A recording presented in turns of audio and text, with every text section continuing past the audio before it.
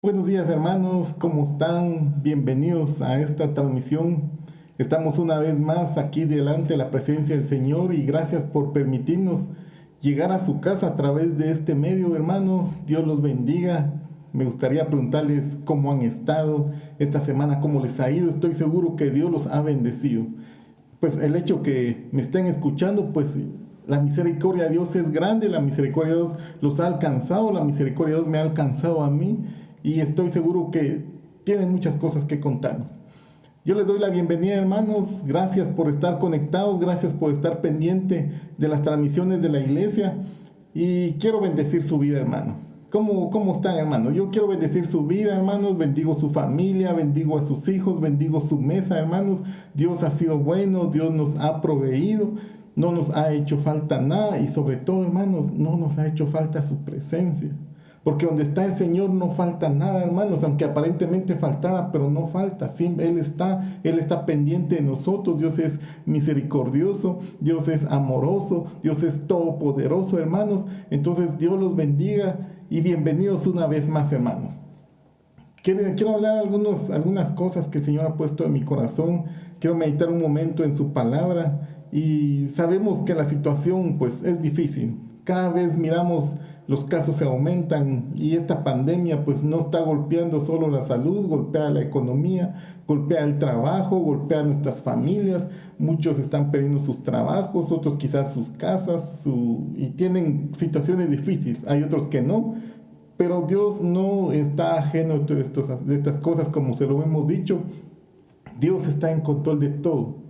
Entonces, hermano, su palabra dice que Él tiene planes de bienestar para nosotros. Y cuando Él lo dice, hermano, créale al Señor, creámosles al Señor que Él tiene planes de bienestar. Y alguien me dirá, pero ¿qué planes puede tener el Señor con esta enfermedad que me estás echando? Yo no miro cuál es el bienestar.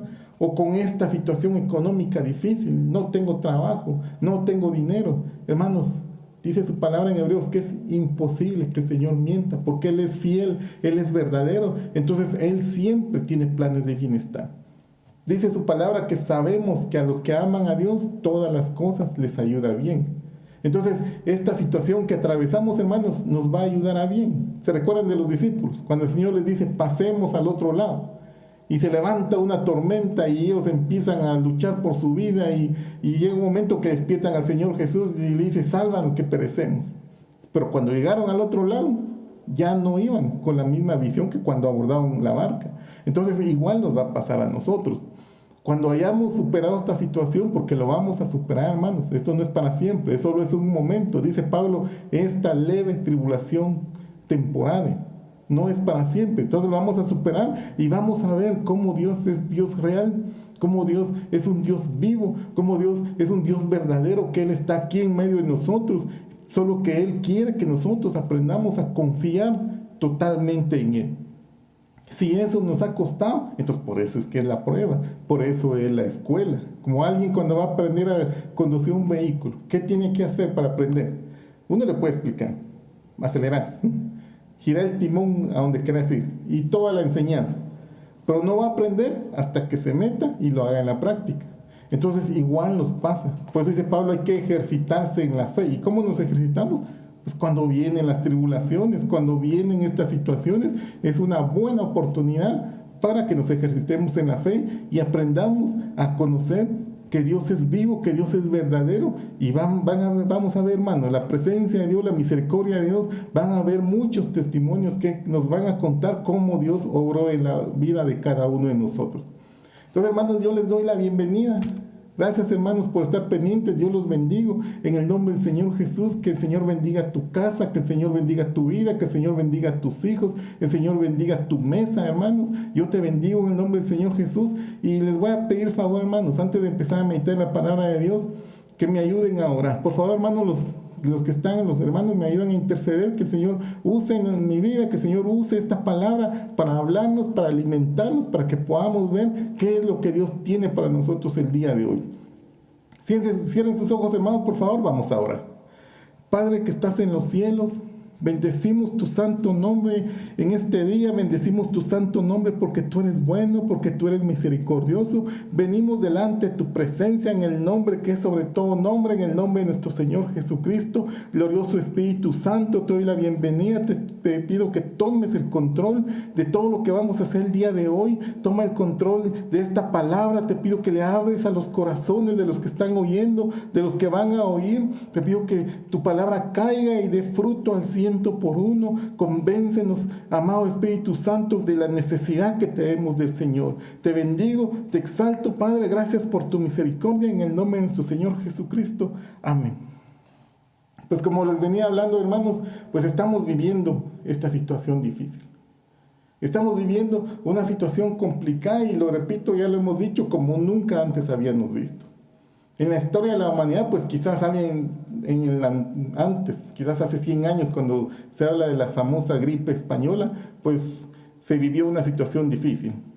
Pero nosotros ya no tenemos memoria de eso, nuestra generación no tiene memoria de eso, y para nosotros es algo nuevo. Entonces, hermanos, cuando hay situaciones, cuando hay tormentas, hermanos, dice su palabra que nosotros tenemos que poner nuestros ojos en el Señor, puesto los ojos en el galardón, puesto los ojos en el Señor Jesús. Por lo tanto, hermanos, si tú sientes que tu esperanza ha caído, hermanos, pon tus ojos en el Señor Jesús. Había un canto, me gusta, que se decía, pon tus ojos en aquel que da la prueba y la salida. ¿Por qué? Porque Dios es fiel.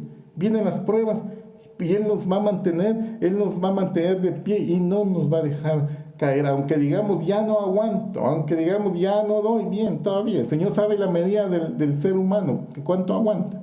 Entonces, hermanos, si el Señor Jesús es tu esperanza, tú estás armado de la armadura de fe. Pon tus ojos en el Señor Jesús y recuerda las promesas que Dios te ha dado. A muchos el Señor nos ha dado promesas personales y también hay muchas promesas en su palabra. Hay bastantes promesas en el cual nosotros podemos aferrarnos porque algún día vamos a llegar a esa meta que tanto anhelamos, ser arrebatados, ser llevados por el Señor, ser aprobados por el Señor. Entonces, hermanos, miren lo que dice 1 Pedro 1:3, hablando de esto de lo que les estoy hablando. 1 Pedro 1:3 dice: bendito sea el Dios y Padre de nuestro Señor Jesucristo, quien según su gran misericordia nos ha hecho nacer de nuevo a una esperanza viva mediante la resurrección de Jesucristo entre los muertos, para obtener una herencia incorruptible, inmaculada y que no se marchitará, reservado en los cielos para nosotros. Entonces, ¿dónde está reservado, hermanos, esta promesa? Pues en los cielos. Por eso dice su palabra, hagamos tesoros en los cielos y no en la tierra. Y si usted me pregunta, ¿y cómo le hago yo para hacer tesoros en los cielos?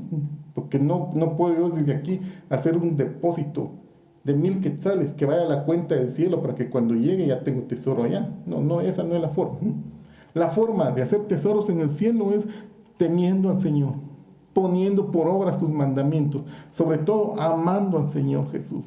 Amando su palabra, amando todo lo que el Espíritu Santo nos enseña, todo lo que el Padre nos enseña, nosotros estamos haciendo tesoros en los cielos. ¿Se recuerdan? Hace 8 días hablamos de los niveles, de las categorías, cómo están los cristianos, y hay cristianos que están metidos al 100% con el Señor en el lugar santísimo. Ellos tienen tesoros en los cielos. Entonces, ¿cómo lo hicieron? Pues a través de la unción del Espíritu Santo, a través de la oración, a través de la lectura y poner por obra la palabra de Dios. Entonces, de esa forma nosotros vamos a ir avanzando, vamos a ir creciendo. Entonces está nuestra herencia en los cielos, como dice su palabra, pero por su misericordia, pues como dice aquí, nos ha hecho nacer de nuevo. Entonces, hermano, por la misericordia de Dios, tú hoy has nacido de nuevo, tú hoy eres hijo de Dios, tú hoy puedes entrar libremente al lugar santísimo, a su presencia. ¿Por qué? Porque Él nos hizo nacer de nuevo y su misericordia, pues a través del Señor Jesús, que Él pagó por nosotros, hermanos. Entonces, aquí veamos esta palabra del Señor, como Dios no se ha olvidado, a pesar de lo que estamos viviendo. Y el Señor nos tiene reservado. Miremos este pasaje, 1 Corintios 2:9. Sino como está escrito, cosa que ojo no vio, ni oído oyó, ni ha entrado al corazón de hombre, son las cosas que Dios ha preparado para los que le aman. Hermanos, ¿qué será? 3 cosas miro yo aquí. Que ojo no vio, ni oído oyó, ni ha entrado al corazón de hombre. ¿Qué serán esas cosas, hermanos? Son los tesoros que el Señor habla en el cielo. No tenemos ni la menor idea. No tenemos ni la menor idea qué es lo que Dios tiene reservado para nosotros. Es como cuando a alguien le van a dar una sorpresa y le dicen, te voy a dar un regalo, y viene el regalo empacado. No tiene ni la menor idea qué es lo que viene ahí. Depende del gusto de cada uno. Quizás le gustan los aparatos electrónicos, quizás venga una computadora, quizás venga un reloj, o si un perfume, no sé. Pero esto solo son cosas materiales. Entonces, esto yo lo miro como si Dios tiene un regalo empacado. No, en este momento no lo miramos. Pero nosotros debemos prepararnos para heredar estas cosas, porque si no lo hacemos, aquel día vamos a ver a los que están heredando y nos vamos a lamentar de no habernos preparado. Ahora que podemos, ahora que tenemos el tiempo, puede alcanzar. Y más o menos yo, por lo que miro aquí, por lo que dice la palabra, son las coronas que Dios tiene para sus hijos, la corona de justicia, la corona de gozo y todas las coronas que hemos visto que Pablo habla, pues yo eso creo que son. Pero más o menos brevemente lo puedo visualizar porque realmente no sé qué es realmente lo que el Señor tiene preparado, pero lo que viene del Señor es bueno y tenemos que tratar de alcanzar, de esforzarnos de alcanzar lo que Dios nos ha preparado. A pesar de lo que sucede, hermanos, a pesar de lo que pasa, ten esto en mente, ten esta seguridad de que de la mano de Dios nadie te va a arrebatar. Tú estás esculpido en la mano de Dios, Él te tiene en su mano. Hay un pasaje que dice que aún los cabellos de nuestra cabeza, Él los tiene contados. Yo, por ejemplo, yo no sé cuántos tengo. Y cada uno pensará, ni yo. O de repente sí, bueno, pero por lo menos la mayoría sé que no sabe. Dios sí lo sabe. Entonces eso nos da una muestra de cuánto amor, cuánto se preocupa el Señor por nosotros. Si pagó, dio su vida para que yo tenga vida eterna, entonces podemos ver que cuánto es el amor, lo que Dios ha hecho. Entonces miremos como dice Romanos 8:35 en la versión Biblia de las Américas. ¿Quién nos puede separar del amor de Cristo? Tribulación. Hermano, te pregunto, ¿la tribulación te va a separar del amor de Cristo? La respuesta es decir no. Tenemos que correr la carrera. Angustia. ¿Estás angustiado por algo? ¿Por qué puedes estar angustiado el día de hoy? No lo sé, hermano, tú me lo puedes decir, pero eso no te va a separar del amor del Señor. Persecución, tienes problemas, alguien te está señalando, te están acusando en tu trabajo, en tu casa, en tu vecindario. Eso no te tiene que separar del amor del Señor. Hambre, hay un poco de escasez, hermano, no sabes la incertidumbre si te van a pagar este mes o si vas a seguir con trabajo. No, hermano, no te preocupes, hambre, no es, pues yo lo miro que es lo mismo. Eso no te tiene que separar del amor del Señor, hermanos. Tenlo por seguro que no te tiene que separar. O espada, pues esa es persecución, eso ya es más diferente. Estas cosas no nos separan del amor del Señor. ¿Por qué? Porque el Señor ya pagó por nosotros. Y entonces, si estás pasando por eso, solo clama al Señor. Su palabra dice, clama a mí y yo te responderé. Y clamar no es solo venir y decir, Señor, te presento este problema. Es cierto, hay formas de hablarlo, pero cuando uno clama es cuando alguien pega un grito de desesperación, en una angustia. Y el Señor así quiere que nos aferremos a Él. Así como Pedro clamó al Señor cuando se estaba hundiendo. Señor, sálvame que perezco, gritó él. Y Dios lo salvó. Entonces igual sentimos que nos estamos hundiendo en este mar de problemas. Solo gritémosle al Señor, solo digamos, Señor, ayúdanos, socórrenos. Como aquel ciego, Jesús, hijo de David, ten misericordia de mí. Y los demás le decían, cállate, mucha bulla estás haciendo. Pero él dice, más gritaba, hijo de David, ten misericordia de mí. Y Señor Jesús se detuvo. Si sos su hijo, el Señor se va a detener y ¿qué necesitas? Te va a decir. Entonces tu oportunidad, cuando Él venga, tu oportunidad, yo tengo un consejo, pide su presencia. Es cierto, necesitamos que nos sane, necesitamos que nos provea, pero si pedís su presencia, lo vas a tener todo como la reina. El rey le dijo, ¿qué quieres? Hasta la mitad de mi reino te doy. Creo que la mitad, dijo, no me recuerdo muy bien. ¿Y qué pidió a ella? Que vengas a un banquete en la noche. Él no pidió cosas materiales, pidió la presencia de Dios. Entonces, si Dios te dice eso, ¿qué necesitas? Pedirle la presencia al Señor. Y con su presencia, pues viene la sanidad, te va a proveer, te va a dar, ya no vas a tener hambre, ya no vas a tener angustia. ¿Por qué? Porque el Señor está y donde está Él no falta nada. Entonces, mis hermanos, como está escrito, por causa tuya somos puestos a muerte todo el día. Somos considerados como ovejas para el matadero. Pero en estas cosas somos más que vencedores por medio de aquel que nos amó. Entonces, en este problema, en esta situación, hermano, yo te tengo esta noticia, sos más que vencedor. ¿Por qué? Porque el Señor Jesús ya venció por ti, ya venció por mí en la cruz del Calvario. Todos estos problemas para el Señor Jesús no son nada nuevo. Esto el Señor ya lo sabe, el Señor lo sabe cómo resolverlo. ¿Pero qué? ¿Qué tenemos que hacer? Aferrarnos a Él. ¿Por qué? Porque por medio de Él somos más que vencedores. Entonces, ¿qué quiere decir más que vencedor? Pues el vencedor es Él, porque Él ganó en la cruz del Calvario, derrotó a las potestades, las exhibió públicamente y la victoria es de Él. ¿Y yo qué hago? Pues yo solo me apropio de la victoria de Él cuando lo recibo en mi corazón. Entonces Él dice, mi victoria es la tuya. Entonces Él venció y yo más que vencedor, ¿por qué? Porque sin pelear también termino recibiendo los beneficios como si hubiera peleado. Entonces, o sea, qué bonito trato con el Señor. El Señor nos da todos estos regalos, todas estas coronas. Entonces, ten por seguro, hermanos, que nadie nos va a arrebatar de la mano del Señor. Entonces hay una promesa. Si te aferras al Señor, lo sigues buscando, dice que Él te va a levantar en el día final. Entonces, hermanos, vamos a hablar un poco de este tema. El día final. ¿Qué es el día final? ¿A qué se refería el Señor? Y vamos a ver cómo en la palabra hay muchos, según el tiempo, los profetas, los discípulos tenían un concepto del día final y Dios les da el concepto como Dios lo mira. Y vamos a ver lo que les pasó a ellos y la confusión que tuvieron. Entonces miramos en Juan 6:39, el día final. ¿Por qué, hermanos, hablo del día final? Porque ese es el gran día. El día que Dios viene a recoger a su pueblo. El día que Dios viene a traer su cosecha. Y como dice en el libro Cantares, venga mi amado a su huerto y coma de su dulce fruto. Es el día de rendir cuentas. Es el día en que las naciones van a venir delante de Él. Este es el gran día, hermanos. Entonces, vamos a ver brevemente, porque este tema es muy extenso. Vamos a tratar de hablar lo más importante. ¿Qué es lo que el Señor nos quiere hablar para el día de hoy? Del día final. Juan 6:39. Dice, y esta es la voluntad del que me envió. De todo el que me ha dado, yo no pierda nada, sino que lo resucite en el día final. Porque esta es la voluntad de mi Padre, que todo aquel que vea al Hijo y cree en Él, tenga vida eterna. Y yo mismo lo resucitaré en el día final. Entonces, mire, hermano, solo para aclarar un poco, que dice, como dice este primer versículo, que de todo lo que Él me ha dado, yo no pierda nada. Entonces, hermanos, cuando tú has recibido al Señor Jesús en tu corazón, el Señor ya te marcó. Tú tienes la marca del Señor Jesús y no te vas a perder. Tienes que esforzarte. Pero si no te esfuerzas, pues el Señor va a tener que aplicar sus métodos para traerte a Él y no te pierdas. Pero el Señor no te va a perder. ¿Por qué? Porque Él pagó con su sangre preciosa para que tú no te pierdas. Entonces, lo que tienes que hacer es aferrarte al Señor.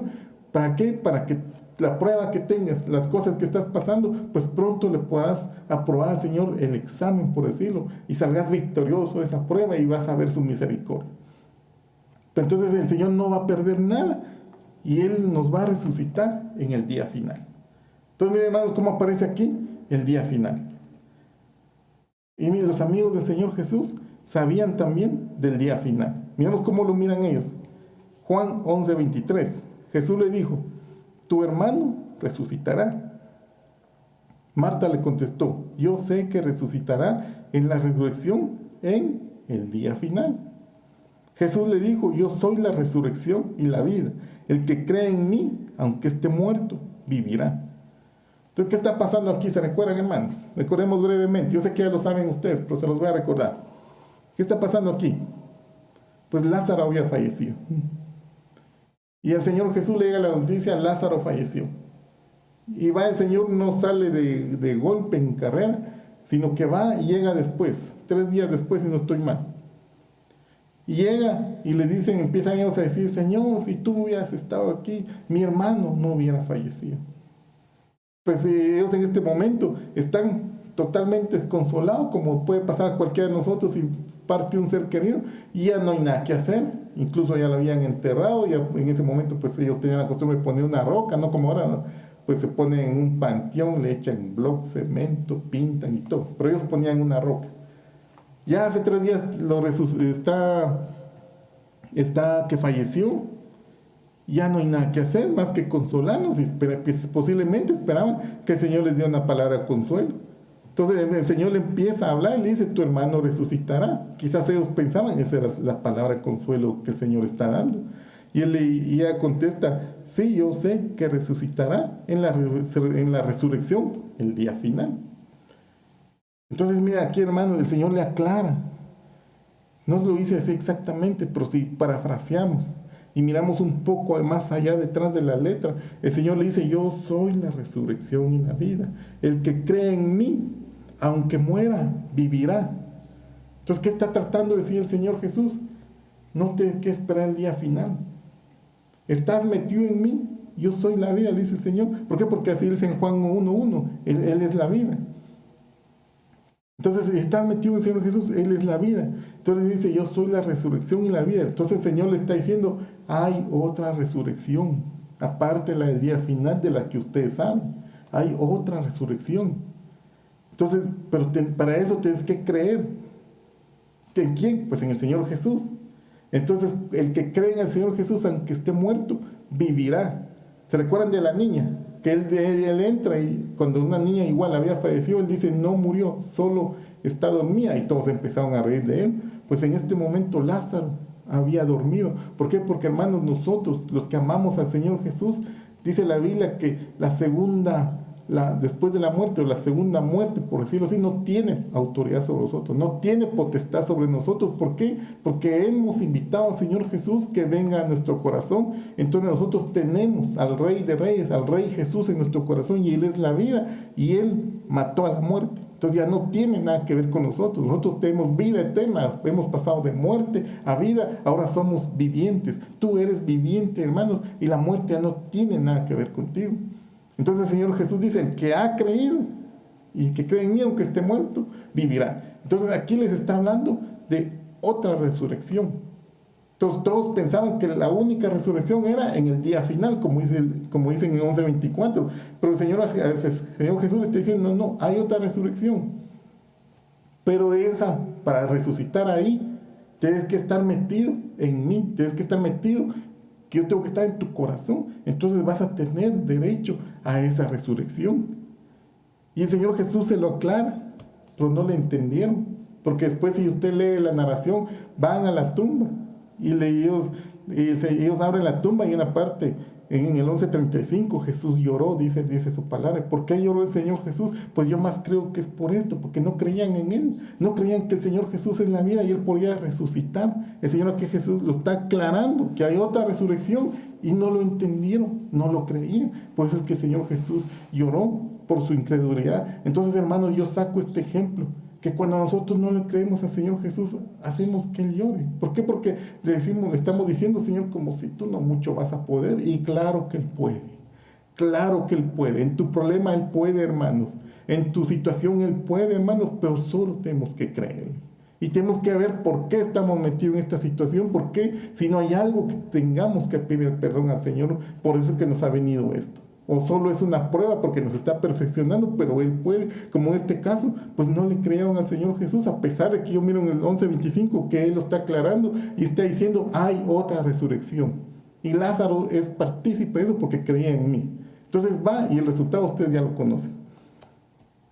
Miremos cómo lo mira Joel el día final. Joel 2:1. Tocad trompeta en Sión y sonad alarma en mi santo monte. Tiemblen todos los habitantes de la tierra, porque viene el día del Señor, porque está cercano. Entonces estamos hablando otra vez del día del Señor, el día final. ¿Qué está hablando aquí? Pues el pueblo si ustedes lo leen, hermanos, el pueblo se había apartado de Dios. Y Dios les dice, pónganse a cuenta delante de mí. No lo dice así, lo estoy parafraseando. Entonces ahí el versículo que hemos escuchado bastantes veces, que dice, salga de su cámara el novio, y de su tálamo la novia. Entre la entrada y el altar lloren los sacerdotes ministros de Jehová y digan, perdona Jehová a tu pueblo, no desprecies para siempre tu heredad. Y después da la promesa, quién sabe si Dios se vuelva del mal que había pensado y deje tras de sí bendición. Y hermanos, cuando nos pasa situaciones es porque a veces hemos pecado, hermanos, y tenemos que reconocerlo y ser humildes delante de Dios que hemos ofendido al Señor. Por eso es que muchas veces nos vienen situaciones difíciles. Y la promesa que hay aquí en el libro de Joel dice ahí: y yo los restauraré los años que se comió la oruga, el saltón, el pulgón y el revoltón, mi ejército que envié contra ustedes. Entonces te diré esta mañana, el Señor te puede decir: yo restauraré los años que tuviste con esa enfermedad, con esa escasez, con esos problemas. El Señor te lo va a restaurar. Puede decir el ejército que el Señor envió contra nosotros porque no le creímos por nuestro pecado, pero ahora que nos arrepentimos, que nos humillamos, Él nos puede restaurar todo ese tiempo y el Señor nos puede hacer vivir mejores tiempos que los de antes. ¿Por qué? Porque con el Señor Jesús, como hijos de Dios, pues Él tiene buenos planes para nosotros. Pero yo miro aquí que aparece otra vez el día final del Señor. El día final que sabía Marta, el día final que sabían los profetas, el día final que todo esto, Job lo sabía, Daniel lo sabía, Isaías lo sabía, pero habla de un día final, de una resurrección. Entonces ellos por eso se confundían en este momento. Marta no le entendió al Señor Jesús que Dios le está hablando de otra resurrección. Entonces miremos a Daniel, cómo le revelan a Daniel el día final. Daniel 2:35. Entonces fueron desmenuzados todos a la vez: el hierro, el barro, el bronce, la plata y el oro quedaron como el tamo de las eras del verano, y el viento se los llevó sin que quedara rastro alguno de ellos. Y la piedra que había golpeado la estatua se convirtió en un gran monte que llenó toda la tierra. Daniel así lo vio. Pero yo miro que Daniel está hablando de Apocalipsis 19 en este versículo. Cuando el Señor, cuando dice su palabra, que vi el cielo abierto y aquí un caballo blanco, y el que lo montaba se llamaba Fiel y Verdadero, y con justicia juzga y pelea. Sus ojos como llama de fuego, dice. Entonces ustedes ya lo han leído, hermanos, pero ese es el día final. Le están hablando del día final. ¿Y qué está pasando aquí en Daniel? ¿Se recuerdan, hermanos? Se los resumo brevemente. La estatua de Nabucodonosor, que no sabían. Nabucodonosor hizo un sueño donde vio toda esta estatua y vio la cabeza de oro, el pecho de plata, los brazos, de ahí sigue el bronce y de ahí sigue el hierro, que son los imperios que empiezan por Babilonia, sigue por el imperio medo-persa, sigue por el imperio griego, y ahí termina con el imperio romano. Entonces viene Daniel y Dios le muestra que todos estos imperios, desde el año más o menos 650, antes del Señor Jesús, hasta ahora, son los gobiernos del hombre, son los gobiernos del mundo que ha empezado. Antes estuvo el imperio asirio y el imperio egipcio, pero aquí no aparece, solo aparece contabilizado desde el imperio babilónico. Entonces llega que son los gobiernos del hombre, que Dios le dio la autoridad al hombre. Pero en el día final, Dios va a quitar al gobierno del hombre. Apocalipsis 10 lo dice claramente cuando habla de un ángel con el librito que tenía un pie sobre el mar y otro pie sobre tierra seca, y juró por el que vive por los siglos que el tiempo no sería más. Entonces, lo mismo Daniel lo está viendo, solo que de otra forma. Él dice que vio que una piedra vino y golpeó la estatua y se convirtió en un monte que llenó toda la tierra. ¿Cuándo fue eso? ¿O cuándo va a ser? Aquí lo habla en pasado, pero ¿cuándo va a ser que esto no ha pasado? Pues en el día final. En el día que el Señor venga, derrumba el gobierno. Va a estar el gobierno del nuevo orden mundial, que ya se ha vuelto famoso, ya está a la vuelta de la esquina. Los 7 años de la gran tribulación de la semana 70 de Daniel, viene Dios, toma el gobierno y llena toda la tierra. Yo aquí lo miro que Daniel lo está hablando de esta forma. ¿Cuándo? En el día final. Entonces, para que nos demos cuenta, este día final, qué tan importante es, cómo aparece en muchas partes de la Biblia, casi que desde Génesis hasta Apocalipsis, aparece el día final. ¿Por qué les hago énfasis en esto? Para que nos demos cuenta la gran importancia que tiene este día. La gran importancia que Dios le ha dado, y debo decir, a Enoc también se les había revelado. Entonces este día está planificado desde antes de la fundación del mundo. Este día Dios lo ha puesto, Dios lo ha planificado. ¿Por qué? Porque ese día el Señor Jesús va a tomar el gobierno de la tierra. Y vienen los 1000 años. Ahorita vamos a hablar un poquito de eso. Entonces miremos en Judas 1:14. Biblia 2 habla hoy, edición latinoamericana 1996.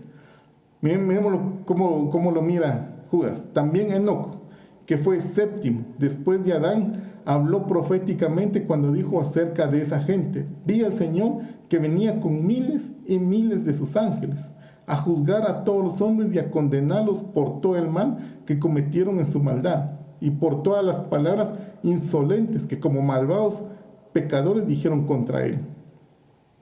Miremos, el libro de Judas está hablando cuando, más o menos, como cuando uno está escribiendo un libro, muchos los que estudian ponen una tarea y le dicen, por favor, me ponen la bibliografía. Entonces, Judas es uno que está utilizando muchas bibliografías. Él habla de Caín, él habla de Enoc también, en este momento está hablando de Enoc. Entonces, él dice también, Enoc fue séptimo después de Adán. Entonces, él ya pone como referencia bibliográfica el libro de Enoc. Y si ustedes lo buscan, aparece en internet, es Enoc 11:25, no estoy mal, no tengo en este momento el apunte, aparece lo que está hablando aquí Judas. Entonces, ¿y qué está hablando aquí? Pues el día final, que dice, vi al Señor que venía con miles y miles de sus ángeles, cabal como dice Apocalipsis 19. Entonces, Enoc, séptimo de Adán. Yo estaba tratando de hacer las cuentas, más o menos en el año 600 después de Adán, a Enoc se le fue revelado el día final. El día final que estamos a pocos años de vivirlo, hermanos. Desen cuenta, hermanos, desde cuándo el Señor tiene planificado esto, el día final. Y cuando dice miles y miles de sus ángeles, si le volvemos a Apocalipsis 19, dice que venía el cielo abierto y un caballo blanco, y detrás de él le seguían los ejércitos celestiales. ¿Y quiénes son esos ejércitos celestiales, hermanos? Pues ese ejército celestial eres tú, eres el que está a la par, es todos los que hemos recibido al Señor Jesús y anhelamos ser arrebatados aquel día. Ahí el Señor nos va a traer. Por eso es que nos pone pruebas, por eso es que nos pone luchas. ¿Por qué? Porque tenemos que ser purificados, tenemos que ser emblanquecidos. Y si no, el Señor no nos pone esas pruebas, no vamos a entender y vamos a seguir en nuestro camino creyendo que estamos agradando a Dios cuando Dios dice no. ¿Por qué? Porque hay caminos que al hombre le parecen correctos, pero su fin no es el que Dios quiere, su fin es de muerte. Pero el camino de Dios sí es correcto, entonces Dios nos tiene que enderezar. Como el pastor, pues él dice que es el buen pastor, agarra su vara y la oveja se está desviando del camino, con la vara lo regresa, lo empuja. Ahora además para allá lo vuelve a regresar, aunque le duele un poquito, le pega pequeños golpes, no es para matarlo, es para corregirlo. Entonces la prueba que tienes, hermanos, no es para muerte, es por misericordia, es para perfeccionarte. Entonces miren, hermanos, cómo aparece ese día final. Y hay otro versículo que dice el Señor Jesús: el que come mi carne y bebe mi sangre tiene vida eterna, y yo lo resucitaré. ¿Cuándo? En el día final. Miren, hermanos, cómo aparece desde Génesis hasta Apocalipsis. El día final. ¿Será que tendrá importancia el día final en la Biblia? Pues yo digo que tiene bastante importancia, tiene demasiada importancia para que el Señor lo venga anunciando, como dice su palabra, antes de tiempo, a tiempo y fuera de tiempo. Este día final, hermanos, tiene mucha importancia. Entonces miremos, les quiero mostrar qué es lo que yo miro. Entonces, pero antes quiero ver Salmo 94. Este salmo habla mucho del tiempo. Aquí en este salmo ustedes lo pueden leer porque está hablando, enséñanos de tal modo a contar nuestros días, a modo que traigamos el corazón sabiduría. Después dice, los años del hombre son 70, los más robustos 80. Entonces habla mucho del tiempo que Dios le ha dado al hombre, a la humanidad. Y el Salmo 94 dice, porque 1000 años ante tus ojos son como el día de ayer, que ya pasó, y como una vigilia de la noche.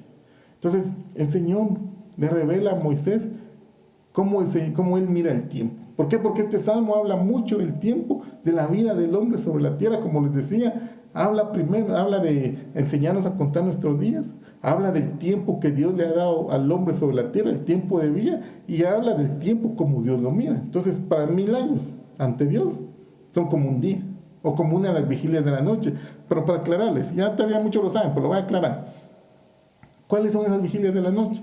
Pues aquí se está hablando en el tiempo como Israel lo contabilizaban, o quizás lo siguen contabilizando. Entonces, la noche tenía 4 vigilias. Empezaba a las 6 de la tarde, que decimos nosotros, entonces empezaba la noche. 6 de la tarde, para nosotros 6, 7, 6, 7, 8, 9, la primera vigilia. De 9 a 12, la segunda vigilia. De 12 a 3, la tercera vigilia. Y de 3 de la mañana a 6 de la mañana, 4 vigilias.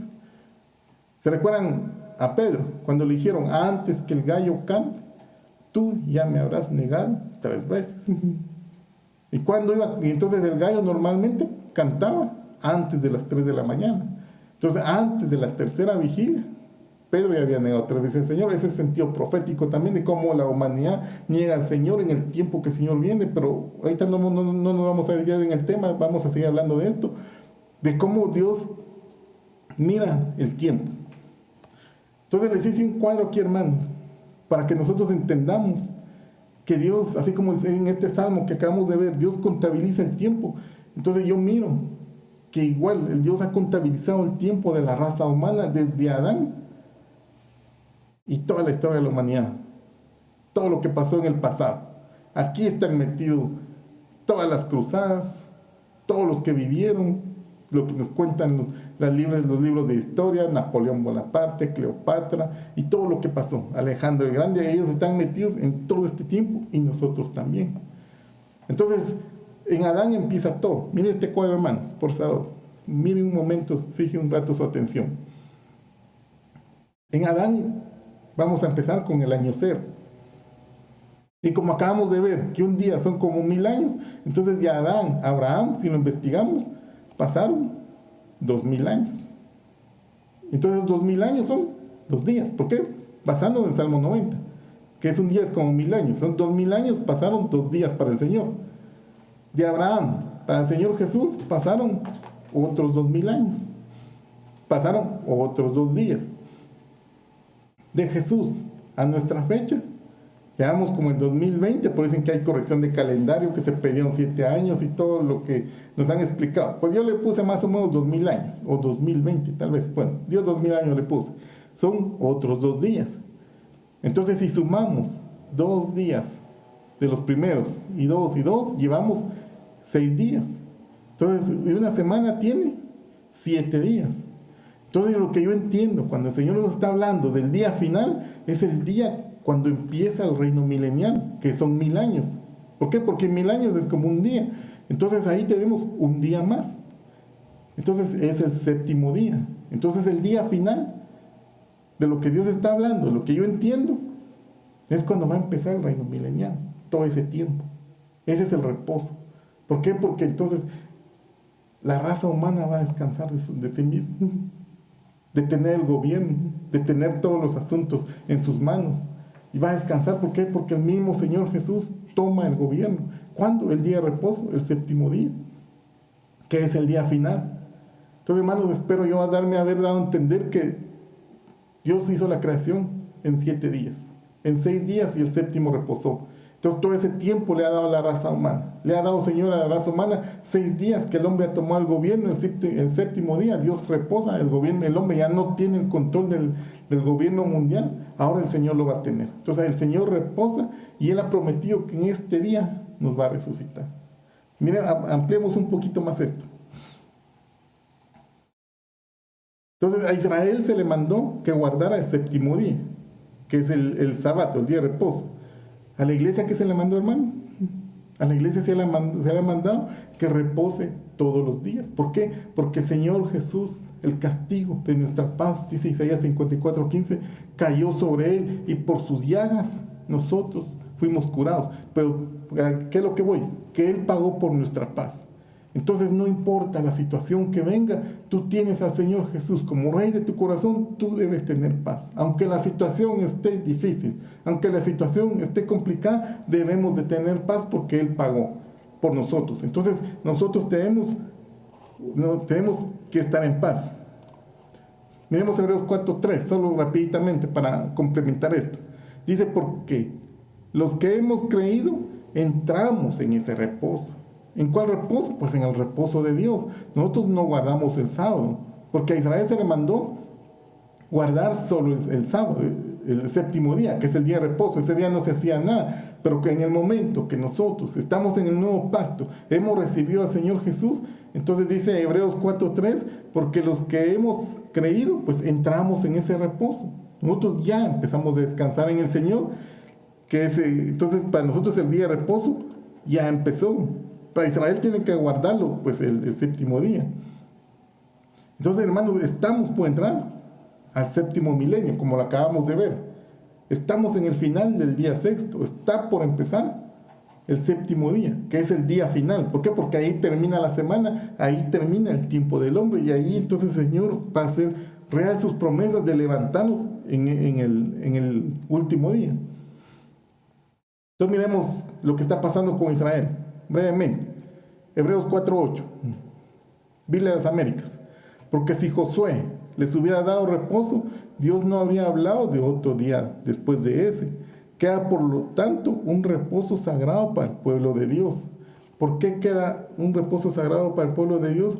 Porque ellos se habían rebelado. Ellos se habían apartado de Dios. Entonces volvemos a Hebreos 4:3 que dice: juré en mi ira, no entrarán en mi reposo, aunque las obras de él estaban acabadas desde la fundación del mundo. Entonces Israel en este momento no tiene reposo. ¿Por qué? Porque Israel desde que inició, y ustedes leen la historia, siempre estaba en guerras, siempre está en guerra, siempre está en guerra. Entonces Dios no han tenido reposo. ¿Y cuándo van a reposar ellos? Pues en el milenio. Ustedes lo pueden ver en Isaías, en Joel, en Zacarías, en Malaquías, habla del milenio. Y ahí Israel va a dejar de estar en guerra. En este momento, pues no han tenido reposo. Entonces, como acabamos de ver, falta un reposo para el pueblo de Dios. Como dice aquí, Hebreos 4:9, por tanto, un reposo para el pueblo de Dios. Entonces, ¿cuál es ese reposo? Pues en el reino milenial, cuando el Señor Jesús va a venir, en el lugar donde dice su palabra en el libro de Oseas, donde se les dijo, ya no serán mi pueblo, ahora se les llamará pueblo de Dios. Entonces falta ese reposo para el pueblo de Israel. Entonces vamos a ver, miramos cómo el Señor Jesús anunció esto. Ya les había hablado cómo el Señor Jesús anunció este día. Mateo 16:21. Miremos lo que está pasando aquí. Cambiemos un poquito el panorama y nos vamos a centrar en lo que el Señor Jesús está haciendo. Mateo 16:21, Biblia de las Américas. Desde entonces Jesucristo comenzó a declarar a sus discípulos que debía ir a Jerusalén y sufrir muchas cosas de parte de los ancianos, de los principales sacerdotes y de los escribas, y ser muerto y resucitar el tercer día. Entonces aquí se recuerdan ustedes, ¿qué pasó aquí? Mateo 16. Ahí se los voy a dejar de tarea. Aquí están pasando muchas cosas. La generación demanda señal. Está la levadura de los fariseos, está la confesión de Pedro y lo que estamos viendo ahorita, donde Jesús anuncia su muerte. Poquito antes, Pedro, el Señor Jesús les pregunta, ¿la gente quién dicen que soy yo? Y ellos empiezan a contar, pues unos dicen que eres el Cristo, del Hijo de Dios, o sea, unos dicen que tú eres Elías, que eres los profetas, que han resucitado a Juan, y entonces empiezan a decir. Pero el Señor Jesús, como quien dice, como decimos nosotros, los encara. Eso dice la gente. Ahora yo te pregunto, ¿y tú qué decís quién soy yo? Entonces, ahí viene la respuesta muy personal. Si a mí me preguntan, ¿para mí quién es Jesús? Pues para mí es mi Señor y mi Salvador, porque Él me sacó de la muerte, me sacó del pecado y ahora me llevó al reino de la luz. Y tengo camino de vida eterna. Entonces, para ti, ¿quién es el Señor Jesús? Mira a Pedro lo que contestó, pues tú eres el Cristo, el Hijo de Dios viviente. Y el Señor le contesta tremenda palabra, que es bienaventurado que no te lo ha revelado carne y sangre, por lo que hemos visto. Después siguen ellos y dice su palabra, después que pasó esto en 16:21, se los estoy contando, Jesús comenzó a declarar, yo estaba estudiando, es la primera vez en el libro de Mateo que el Señor Jesús declara que va a morir. ¿Y qué pasó más adelante? Pedro le llama aparte en privado y empezó a decirle, mira, que eso no te pase, que ninguna cosa de esto te vaya a pasar de lo que estás diciendo. Pero la pregunta es, ¿por qué Pedro pensaba de esa forma? ¿Por qué? Porque él creía en el día final, de lo que hemos venido hablando. Y él pensaba que el Señor Jesús iba a tomar el reino, iba a libertar a Israel de entonces del imperio babilónico. Pero si Jesús dice que se va a morir, eso no coincidía en los planes que ellos tenían. Como nos pasa a nosotros en estos días. Dios nos da su promesa y nos aferramos al Salmo 91 y muy bien, está bien que lo hagamos, pero Dios antes tiene que pasarnos por las pruebas, por las luchas. Entonces dice, pues si su palabra dice que no me va a caer nada, ¿y por qué me cayó? Dice uno. ¿Por qué? Porque Él tiene planes, así como Él le está diciendo aquí, es necesario que muera antes. Entonces el Señor Jesús igual nos dice ahora, es necesario que mueras a tu vida. ¿Por qué? Para que el Señor Jesús tome el control total de nuestra vida. Como lo dice más adelantito, el que si alguno quiere seguir, venir en pos de mí, niéguese a sí mismo, tome su cruz y siga.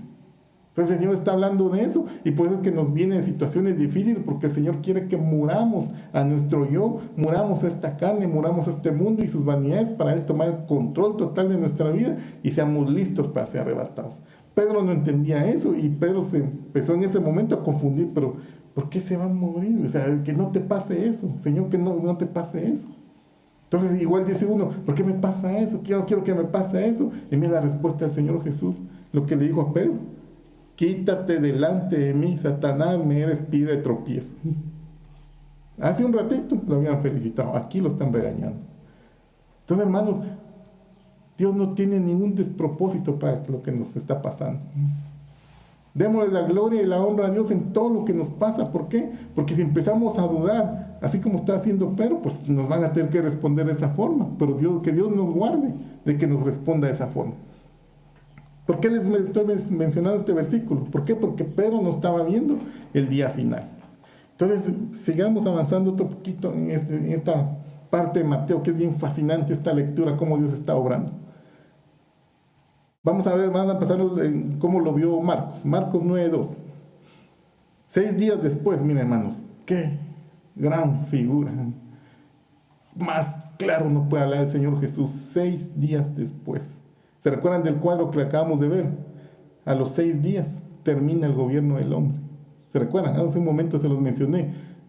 2000 años, desde Adán a Abraham, de Abraham al Señor Jesús 2000 años, y Jesús a la fecha 2000 años. Entonces Jesús anuncia su muerte por primera vez y a los 6 días, miren lo que pasa. A los 6 días, miren hermanos, qué profético es este pasaje que vamos a ver, qué profético que el Señor nos está hablando del día final. 6 días después Jesús tomó consigo a Pedro, Jacob y Juan y los llevó aparte, solos a un monte alto y se transfiguró delante de ellos. Miren hermanos, qué profético es este pasaje. 6 días después, y tomó de los 12, eran 12 discípulos, ¿verdad? ¿Se recuerdan? 12 discípulos, y solo tomó a 3. Entonces yo me recuerdo del libro de Cantares que dice, 60 son las reinas, 80 las concubinas, y las doncellas sin número, pero una es la amada mía. Entonces son 4 grupos. Si se dan cuenta, hermanos, son 4 grupos. Y entonces yo estoy viendo que de los 12, tomó a 3, la cuarta parte de sus discípulos. Solo un grupo, la doncella, la amada mía.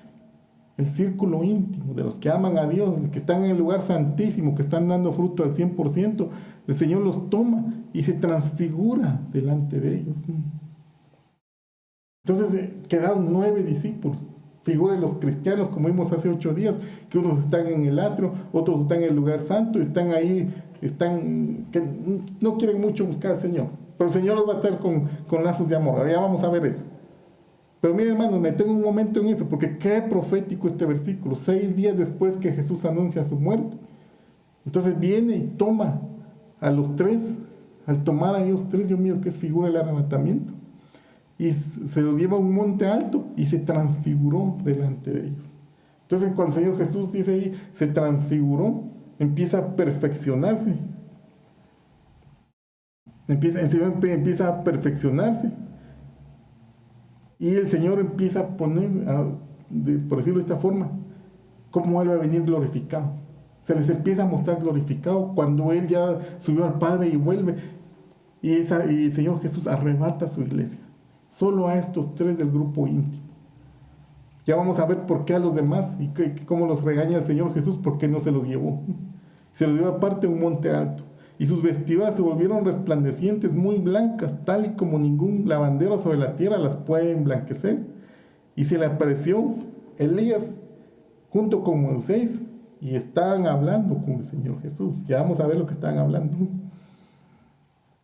Entonces, hermanos, miro yo que este círculo íntimo Cómo es altamente profético este versículo, lo que el Señor Jesús está haciendo es altamente profético. Está diciendo, antes había anunciado su muerte, y a los 6 días después, cuando termina el 6º milenio, el Señor arrebata a su iglesia. Lo estoy parafraseando, Marcos 9:2, que los lleva aparte a la iglesia, y el Señor se les muestra a ellos. Como dice su palabra, veremos a Él tal y como Él es. ¿Quién? Solo al círculo íntimo, una cuarta parte de todos sus discípulos, tal y como lo dice el libro Cantares. El Señor Jesús hace eso proféticamente. Entonces miren lo que pasa, miren lo que está pasando aquí. Entonces Pedro, Mateo 17:4, tomando la palabra dijo a Jesús: Señor, bueno es estarnos aquí. Si quieres, haré aquí 3 enramadas, una para ti, otra para Moisés y otra para Elías. Y miren hermanos, fíjese bien lo que le está pasando a Pedro. Mientras estaba aún hablando, he aquí una nube luminosa los cubrió, y una voz salió de la nube diciendo: este es mi Hijo amado, en quien tengo complacencia, o en quien me he complacido, a él oír. Entonces, hermanos, si se fijaron qué es lo que está pasando, Pedro habló arrebatadamente. Hermano, no nos pasa así a nosotros. Cuando nos pasa cosas, nos sucede cosas. Hablamos arrebatadamente, emitimos un juicio y nos estamos confundiendo, tal y como está pasando aquí con Pedro. ¿Por qué? Porque Pedro dice: hagamos 3 enramadas, y pone a Elías, pone a Moisés al mismo nivel del Señor Jesús. Ni había terminado de hablar y lo callaron, lo interrumpieron y dijeron: ese es el Señor Jesús, Él es mi amado, los otros son siervos igual que tú, Pedro. Yo lo estoy parafraseando, no dice aquí. Entonces, ¿pero qué es una enramada? Lo vamos a ver brevemente. Una enramada, según el diccionario Strong, la palabra griega 4633, y uno de sus significados es tienda, choza, tela, tabernáculo o morada. Entonces, ¿por qué Pedro hablaba de enramadas? ¿Por qué? Porque vamos a ver brevemente en Levítico 23:42, Biblia de las Américas. El Señor había dado órdenes de hacer estos tabernáculos o enramadas. Dice: habitaréis en tabernáculos por 7 días. Todo nativo de Israel vivirá en tabernáculos, para que vuestras generaciones sepan que yo hice habitar en tabernáculos a los hijos de Israel cuando los saqué de la tierra de Egipto. Yo soy el Señor vuestro Dios. Entonces las enramadas eran habitaciones temporales en la fiesta de los tabernáculos cuando Israel salió de Egipto. Entonces Pedro aquí se confunde y se equivoca. Como les había dicho, pone al mismo nivel al Señor Jesús que a Moisés y a Elías, y ofrece 3 enramadas. ¿Por qué? Porque quizás él pensó que el reino milenial había empezado y se apresura a hablar. Porque no, y el Señor ya le había dicho: es necesario que yo muera. Pero él no lo había entendido, así como no entendieron los amigos de Lázaro que hay otra resurrección. Entonces Pedro tampoco lo había entendido. Y entonces habla apresuradamente. En Marcos dice que los 3 discípulos estaban espantados y no sabían lo que estaba pasando, y por eso están hablando apresuradamente. Pero por eso Mateo, como lo acabo de decir, interrumpió la voz. Entonces, hermanos, la transfiguración yo lo miro como una figura profética de la venida del Señor Jesús en el día final. Solo miremos brevemente esto. ¿De qué están hablando? Porque esa es su palabra que estaban hablando, los 3. Miren esa versión, Biblia, lenguaje sencillo, Lucas 9:31. Rodeados de una luz hermosa, los 2 hablaban con Jesús acerca de su muerte en Jerusalén y de su resurrección y partida al cielo. Entonces miramos nosotros, hermanos, qué profético todo lo que está pasando aquí. Aparece Moisés. Entonces Moisés es figura de la ley. Entonces aparece que desde que Dios está tratando con Israel, Moisés. Y viene Elías, figura de los profetas. Y después el Señor dice: al 6º día de que anunció su muerte, se transfigura. Qué profético todo lo que está sucediendo aquí. Por eso es que los discípulos no lo entendían. Pero nosotros en estos días el Señor nos ha dado a revelar. Después Pedro sí lo entiende. Ahorita vamos a ver qué es lo que dijo él cuando ya lo entendió. Entonces el Señor estaba hablando proféticamente. Entonces al decir que Jesús está hablando de su muerte en Jerusalén, de su resurrección y partida al cielo, está anunciando su venida también. Qué profético este pasaje, hermanos, lo que está pasando aquí. Y miremos lo que pasa después, ¿no? Marcos 9:9, Biblia al día. Mientras bajaban de la montaña, Jesús les ordenó que no contaran a nadie lo que habían visto hasta que el Hijo del Hombre se levantara de entre los muertos. Entonces miremos aquí el Señor vuelve a anunciar que hay otra resurrección. ¿Se recuerdan que con Lázaro lo anunció y no lo entendieron? Y aquí vuelve a decir hasta que el Hijo del Hombre se levante de los muertos. ¿Cuál fue la respuesta de Marta en Lázaro? Sí, yo sé que se va a levantar en el día final. Pero aquí está diciendo que el Señor se va a levantar de los muertos. ¿Cuándo? Si solo es en el día final. No habían entendido que el Señor Jesús está diciendo que hay otra resurrección. ¿Cuál? ¿Quién? Esa resurrección, pues el Señor es para la iglesia, para los que creen en el Señor Jesús, para los que ya partieron, para los que nos antecedieron y ya han partido con el Señor Jesús. Ellos se van a levantar en el día del arrebatamiento. Después lo dice Pablo, porque el Señor mismo con voz de mando, con trompeta de Dios descenderá del cielo y los muertos en Cristo resucitarán primero. Los del día final aparecen en Apocalipsis y los muertos que no fueron hallados inscritos en el libro de la vida no resucitaron sino hasta que termine el milenio. Pero hay otra resurrección. Entonces en este momento el Señor Jesús les está hablando de esa resurrección. Miren lo que dice en Marcos 9:10. Guardaron el secreto, pero entre ellos estaban discutiendo qué significa eso de levantarse de los muertos. Pues no solo es una, pues decían, el día final. Pero aquí está diciendo que se va a levantar. No entiendo. Quizás así decían, no sé, yo lo estoy parafraseando, pero el Señor les está hablando de otra resurrección. Ya Pedro, cuando ya pasó todo, y ya el Señor Jesús resucitó tal y como les dijo, entonces Él ya lo explica. Y miren lo que dice en 2 Pedro 1:16, Biblia al día.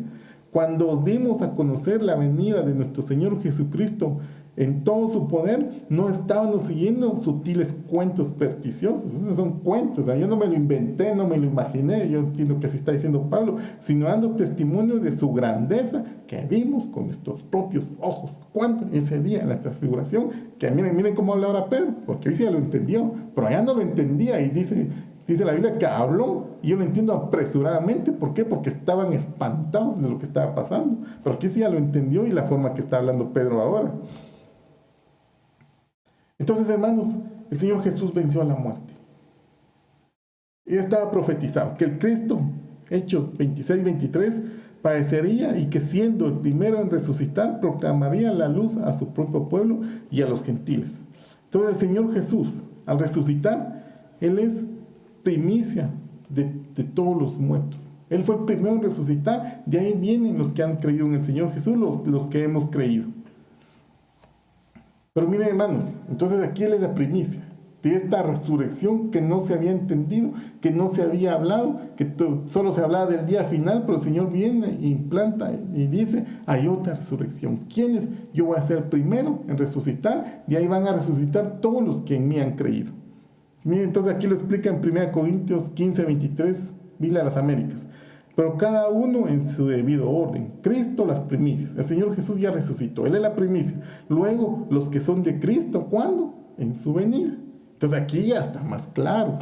Allá no se entendía y Pedro habló apresuradamente. El Señor se los estaba tratando de explicar, pero no lo entendieron. Pues nosotros en su misericordia Dios nos lo ha dado y ahora ya lo entendemos. Entonces dice en 15:24, vendrá el fin cuando entregue el reino al Dios y Padre. Cabal, como vimos en Daniel, la estatua de Nabucodonosor golpea la piedra a los pies de la estatua, acaba el gobierno del mundo y dice que la piedra que pegó se hizo un gran monte y se viene de toda la tierra. Entonces el Señor Jesús toma el control. ¿Cuándo? En el día final, el día del reposo, en el 7º milenio. Entonces, como dice aquí, entrega el reino al Dios y Padre después que haya abolido todo dominio y toda autoridad y poder. ¿De quién? Pues del hombre que tenía sobre la faz de la tierra. El enemigo es atado, es encarcelado, y es el Señor Jesús que queda reinando en el 7º día, el día final. Entonces, para ser partícipe de eso, nosotros queremos resucitar con el Señor Jesús, tenemos que invitarlo, que Él sea nuestro Señor y nuestro Salvador. Entonces, hermanos, ahora, ¿qué tiene que ver todo esto con lo que está pasando? Alguien me dirá, mire, está bien, ya entendí, pero mire, es que yo tengo deudas. Y mire, a mí el banco me está cobrando y me están llamando, me están mandando mensajes de texto y el día final, pues está bien, ya lo creí, pero ¿eso qué tiene que ver conmigo? Ahorita le explico. O yo estoy enfermo, ¿eso qué tiene que ver conmigo? Deme un segundo, ya le explico. O mire, a mí yo tengo problemas con mis hijos en el colegio, ahorita le explico. Ya más o menos se lo he dicho, pero se lo vuelvo a decir. Que el Señor está tan interesado en que salgamos aprobados en ese día final, en ese día que Él viene. Es como si un estudiante mañana tiene un examen privado de tesis y tiene que estudiar bastante. En un día no le va a dar tiempo prepararse. Entonces hay que urgirlo a que se prepare. Así estamos nosotros, así está la iglesia, así está el pueblo de Dios. Yo así lo miro, que el Señor, el Espíritu Santo está urgido en terminar la preparación de la novia. ¿Por qué? Porque el tiempo apremia, el tiempo es inminente. Entonces hay que utilizar métodos alternativos, diríamos, para acelerar esa preparación. Y el asunto es que nos distraemos tanto en las cosas de esta tierra que no nos damos cuenta de la inminencia de lo que está sucediendo, de las cosas que pasan. Y si usted se dio cuenta, hermano, pues excelente, lo felicito. Ayúdeme con los hermanos que aún les falta. ¿Por qué? Porque estamos corriendo esta carrera. Hay unos vienen un poco más atrás, otros vienen en la mitad, hay otros que van bien adelantados, nos llevan ventaja. Pero tenemos que dar la estatura del varón perfecto. Entonces el Señor, cuando mira que nos falta, nos tiene que, como decían nuestras mamás, agarrar la oreja y jalarnos, para que entendamos que nos estamos desviando, porque en nuestro criterio podemos pensar que no nos estamos desviando, pero Dios dice, sí te estás desviando. Entonces por eso dicen Oseas 11:4, Biblia al día. Lo atraje con cuerdas de ternura, lo atraje con lazos de amor, le quité la cerviz de yugo y con ternura me acerqué para alimentarlo. No volverá a Egipto, sino que Asiria reinará sobre ellos, porque no quisieron volverse a mí. Entonces miremos qué le está pasando aquí a Israel. Israel se desvió de los caminos de Dios. Israel se volvió a la idolatría, ya lo hemos visto. Empezó a confiar en sus amigos, en sus aliados, y Dios le dijo, como confías en un montón de personas, menos en mí, entonces sos adúltera, sos fornicaria, le dijo el Señor. Te has prostituido. Y ya lo explicamos otras veces cuando confiamos en muchas situaciones, que no sea el Señor, entonces Dios dice, te has fornicado, te has apartado de mí. Entonces, pero yo no quiero que ese día final salgas desaprobado. ¿Por qué? Porque el castigo es severo para el que no salga aprobado. Es grave. Y Dios lo está viendo y nosotros no lo miramos porque estoy centrado en que debo, en que estoy enfermo y no logro ver que el Señor Jesús tiene un galardón mayor que todo esto, y este leve sufrimiento temporal es para que volvamos nuestra vista al Señor. Entonces esos problemas, esa enfermedad, esa deuda, esas situaciones difíciles, el Señor dice, son cuerdas de amor. Son tratamientos de amor que te estoy dando, te estoy tratando con cariño. ¿Por qué? Porque solo vas a sufrir un poquito, es con anestesia, porque los que no logren aprobar y no quieran nada con el Señor Jesús van a condenación eterna, y ahí sí no es con anestesia, ahí sí el sufrimiento es severo, incalculable, que uno no se puede imaginar qué van a sufrir. Pues entonces lo que el Señor nos trata son cuerdas de amor.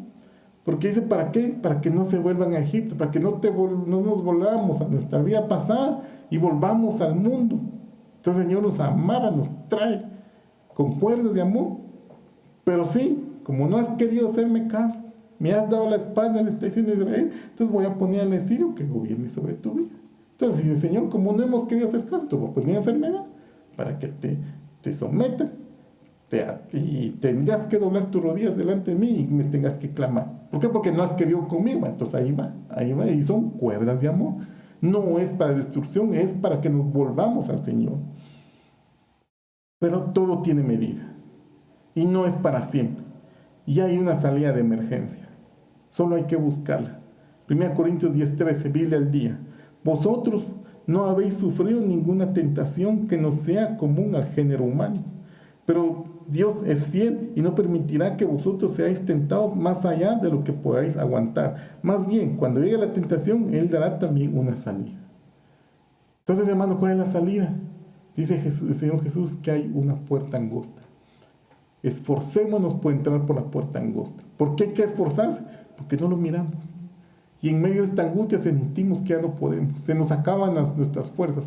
Cuando uno pierde el control de la situación, entonces es donde uno se empieza a sentir frustrado, ya no puedo, ya el medicamento no me cae bien o lo que sea. Pero si busco la puerta angosta, entro por el Señor Jesús, ahí está la salida. Humillémonos delante del Señor, hermanos. Busquémonos a Él. Busquémoslos a Él. ¿Por qué? Porque nos conviene. Y si estamos en esta situación difícil, estamos pasando por el valle de sombra de muerte, por el valle de lágrimas, por el valle de la humillación, y aún así no queremos entender, miren lo que dice el Salmo 32:9. No seáis como el caballo o como el mulo, que no tienen entendimiento, cuyos arreos incluyen bocado y freno para sujetarlos, porque si no, no se acercan a ti. Entonces, hermanos, está diciendo que a los animalitos les ponen una argolla en la nariz. ¿Para qué? Para que los amarren de ahí, de esa forma, con dolor hacen caso. Porque si no utilizan ese método, está diciendo que el pueblo de Dios no se acerca a Dios. Entonces no seamos nosotros así, que nos tengan que poner dolor, que nos tengan que poner angustia para obedecer, para hacer caso, porque Dios tiene sus métodos y Él nos va a corregir. El Señor nos va a corregir. Entonces miramos que hay varios yugos, que hay varias cosas que nos toca que enfrentar. Si no hacemos caso, pues vienen otros yugos. El yugo de los problemas, el yugo de las enfermedades, el yugo de todo lo que está sucediendo en el mundo, como le está pasando en el mundo ahora. Mira qué angustia hay en el mundo. Si usted se pone a revisar la noticia, no hay trabajo. Mucha gente está con bandera blanca porque no hay trabajo. Hay problemas, se prevé un panorama financiero difícil. Se prevé que mucha gente va a perder su trabajo. Muchos no saben qué van a hacer. En este momento, pues los servicios son lo que genera todo lo que es el empleo de servicios, está por los suelos. Solo la economía primaria, como es los alimentos y todo eso, sí están teniendo mucha venta, pero los demás no están teniendo mucha venta. Y se prevé que ahí van a haber muchos despidos, mucha gente desempleada. Unos dicen que va a aumentar la delincuencia y se ve un panorama malo. ¿Por qué, hermanos? Porque el hombre le ha dado la espalda a Dios. La raza humana así ha sido, le ha dado la espalda a Dios. Pues nosotros, que somos hijos de Dios, hermanos, entendamos que si no obedecemos al Señor, pues el Señor no nos va a dejar que nos vayamos de regreso al mundo, como vimos hace un momento. Que el Señor no va a permitir que regresemos a Egipto. Nos va a amarrar, nos va a aplicar sus métodos para que no nos desviemos de Él. Entonces, en cierto modo, eso se vuelve un yugo que tenemos que estar cargando. ¿Y por qué? Por falta de obediencia al Señor. Entonces, miren lo que el Señor dice, la recomendación del Señor Jesús en Mateo 11:28. Venid a mí, todos los que estáis cansados y cargados, y yo os haré descansar. Tomad mi yugo sobre vosotros y aprended de mí, que soy manso y humilde de corazón, y hallaréis descanso para vuestras almas. Porque mi yugo es fácil y ligera mi carga. Entonces, hermanos, es más fácil obedecer al Señor, que está enfrentando dificultades. Él nos va a enseñar con amor, Él nos va a enseñar con ternura. El Señor es misericordioso, el Señor es amoroso. Pero como no hacemos caso, entonces nos tiene que amarrar, como acabamos de ver el versículo anterior. Entonces, hermanos, nos deja el Señor escoger tratos de amor, tratos de misericordia. Aferrémonos al Señor. Y aún así, si estamos pasando situaciones difíciles, siguen siendo tratos de amor, siguen siendo tratos de misericordia. Entonces, hermanos, ya para ir concluyendo, debemos de guardar su palabra. Apocalipsis 3:10. Miren lo que le dicen a esta iglesia. Porque has guardado la palabra de mi perseverancia, yo también te guardaré de la hora de la prueba, esa hora que está por venir sobre todo el mundo, para probar a los que habitan sobre la tierra. Vengo pronto, retén firme lo que tienes, para que nadie tome tu corona. Entonces, hermanos, tienes la presencia de Dios, retén firme la presencia de Dios. Tienes gozo en tu corazón, retén firme lo que tienes. ¿Para qué? Para que nadie venga y te robe eso, y tomen tu corona, y empiecen los problemas, y nos apartemos de Dios. No vamos a permitir eso. Amas a Dios, amas adorarle, amas cantar, hermanos, retén firme eso. Amas estar en su presencia en oración, amas estudiar su palabra, retén firme lo que tienes, hermanos. Entonces, hermanos, el día viene, ese día señalado, está dispuesto desde la fundación del mundo. Dios nos quiere que salgamos aprobados ese día. Y por eso es que nos está tratando. Por eso es que está con nosotros todos los días. Y sus misericordias son nuevas cada mañana. Por si Él mira que nos estamos desviando, entonces nos está corrigiendo. Hoy dice su palabra: Jehová es mi pastor, nada me faltará. Y entre lo que no me va a faltar es corrección también. Todo uno quisiera que le diga: no me va a faltar comida, no me va a faltar salud, no me va a faltar casa. Y el Señor te lo puede dar. Son añadiduras, pero sobre todo no te va a faltar su enseñanza y la corrección si estamos haciendo mal. ¿Has recibido al Señor Jesús? Pues Él es tu pastor, y por eso es que nos pasan las cosas. Pero el Señor es bueno, Él es misericordioso, y Él quiere que salgas pronto de esta prueba. Entonces, hermanos, humillemos nuestros corazones. Preguntemos al Señor: Señor, ¿hay algo que yo no me he dado cuenta, que te está ofendiendo? Yo te pido, como dijo su siervo, que revises mi corazón. Yo me pongo en tu balanza y revisa si hay alguna planta que tú no has sembrado y sácalo con tu aventador. Por eso decía este siervo: yo no voy a estar satisfecho hasta que tú me digas, dice la versión Biblia de las Américas, que estoy aprobado por ti. Hasta que tú me digas: has pasado la prueba, entonces podamos decir como dijo Pablo: he peleado la batalla, he acabado la carrera, he guardado la fe, por lo demás solo me está esperando la corona de justicia que me será dada a mí, y no solo a mí, sino a todos los que aman su venida. ¿Quién lo va a dar? El Señor juez justo. Entonces, hermanos, yo los bendigo en el nombre del Señor Jesús, y quisiera preguntar: ¿habrá alguien que no ha recibido al Señor Jesús? Porque viene el día final, y si no ha recibido al Señor Jesús, no está preparado para ese día. Entonces, hoy es el día que el Señor te da la oportunidad para que te prepares para ese día, para que seas partícipe de todas las victorias del Señor Jesús. Entonces nos lleva con nosotros, y los que ya partieron, que recibieron al Señor Jesús, van a ser levantados en ese día. ¿Habrá alguien que me está escuchando en esta transmisión? Voy a orar un momento por usted. La iglesia me ayuda, por favor. Ora por los que van a recibir al Señor Jesús. Cierre sus ojos y de todo corazón haga esta oración. No es conmigo, no es con el que está a la par, no es con el vecino, es usted y el Señor. Si lo hace sinceramente, el Señor lo va a pasar de muerte a vida en este momento. Cierre sus ojos, por favor, y repita esta oración.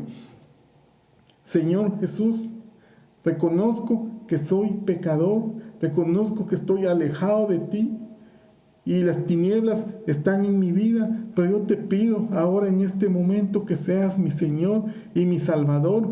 Te pido que operes en mí en milagro de nuevo nacimiento. Reconozco que tú moriste en la cruz del Calvario por mis pecados y resucitaste al tercer día con el poder del Espíritu Santo y estás sentado a la diestra del Padre.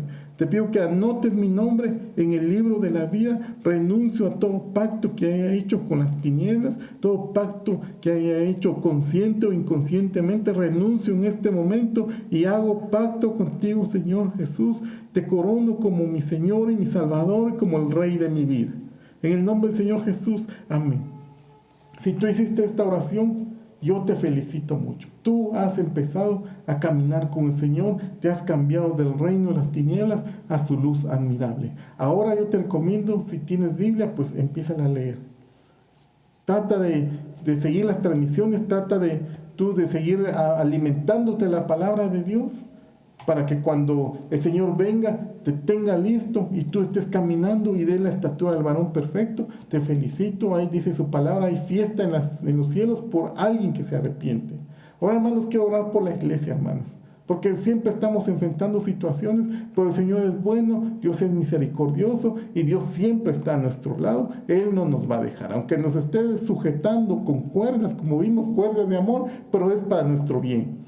Entonces, hermanos, cierre sus ojos. Voy a orar por la iglesia un momento para bendecir su vida. Padre que estás en los cielos, esta mañana vengo delante de ti con tu iglesia, con tu pueblo, con tu amada.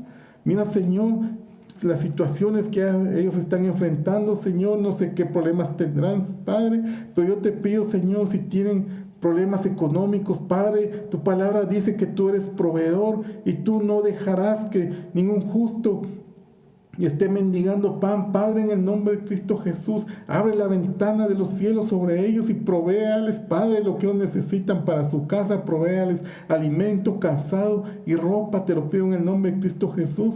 A los que están faltos de salud, Padre, yo en este momento yo solicito que tú desciendas, Señor, y tú trates con su enfermedad, que ellos aprendan qué es lo que tienen que ponerse a cuentas delante de ti, y tú, Señor, los sanes ahora en el nombre de Cristo Jesús, Señor. Amamos tu palabra escrita en Isaías 54:15, que el castigo de nuestra paz fue sobre él y por sus llagas hemos sido curados. Por sus llagas ahora tu pueblo es sanado en el nombre de Cristo Jesús, y ellos glorificarán y exaltarán tu santo nombre. Padre mío, en situaciones difíciles, problemas que estén enfrentando, Señor, te pido que tú llegues y tú intervengas en estas situaciones, Padre.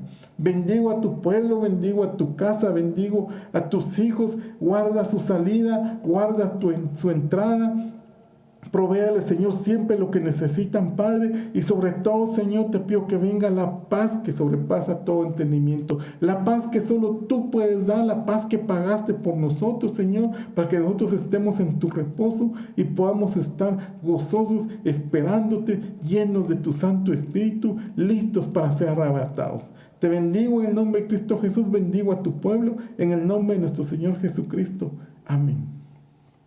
Dios los bendiga, hermanos. Gracias por atender esta transmisión y primero Dios, nos vemos en una próxima oportunidad.